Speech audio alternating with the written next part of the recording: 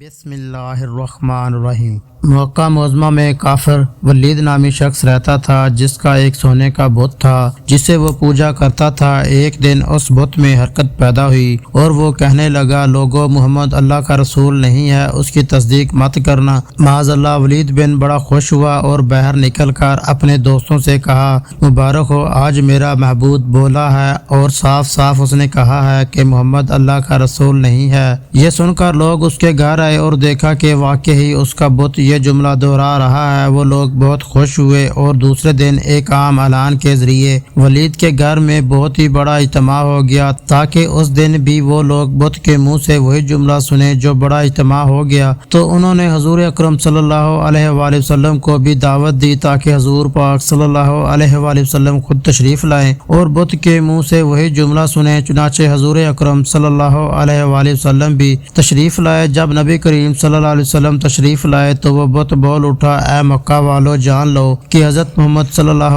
علیہ وآلہ وسلم اللہ کے سچے رسول ہیں، ان کا ہر ارشاد سچا ہے اور ان کا دین حق پر ہے، اور تم اور تمہارے بت جھوٹے ہیں، گمراہ کرنے والے ہیں۔ اگر تم اس سچے رسول پر ایمان نہ لاؤ گے تو جہنم میں جاؤ گے، پس عقل مندی سے کام لو اور سچے رسول صلی اللہ علیہ وآلہ وسلم کی غلامی اختیار کر لو۔ بت کی یہ بات سن کر ولید بڑا گھبرایا اور اپنے معبود کو پکڑ کر زمین پر دے مارا، اس کے ٹکڑے ٹکڑے ہو گئے۔ حضور اکرم صلی اللہ علیہ وآلہ وسلم فاتحانہ طور پر واپس ہوئے تو راستے میں ایک گھڑ سوار جو سبز پوش تھا حضور اکرم صلی اللہ علیہ وآلہ وسلم سے ملا۔ اس کے ہاتھ میں تلوار تھی جس سے خون ٹپک رہا تھا۔ حضور صلی اللہ علیہ وسلم نے فرمایا، تم کون ہو؟ بولا، حضور میں ایک جن ہوں اور آپ کا غلام اور مسلمان ہوں، جبل طور میں رہتا ہوں، میرا نام معین بن البر ہے۔ میں کچھ دنوں کے لیے کہیں باہر گیا ہوا تھا، واپس آیا تو گھر والے رو رہے تھے۔ میں نے وجہ پوچھی تو معلوم ہوا کہ کافر جن جس کا نام مسافر تھا